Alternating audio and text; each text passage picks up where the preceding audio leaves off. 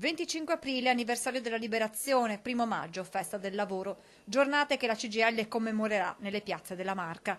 Il sindacato già questa mattina ha anticipato le celebrazioni nell'ambito del progetto Storia e Memoria dello SPI nazionale. Deposto 2 corone, una nelle officine delle ferrovie e l'altra in stazione a Treviso, appena si esce dalla stazione sulla destra, dove c'è una lapide che ricorda i caduti uccisi dalla guerra, caduti ferrovieri.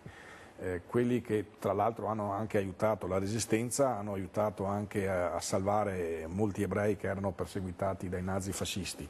Noi abbiamo questa libertà, rimarca Paolino Barbiero, grazie ai caduti che oggi ricordiamo. Dobbiamo ricordarci una cosa, che la libertà di parola, la libertà di governare democraticamente un paese è stata data da quelle persone che hanno rischiato la vita e sono morti per noi. Altro appuntamento, quello del 1° maggio, che il sindacato celebra in un'ottica di sviluppo, visto però nell'ambito della legalità.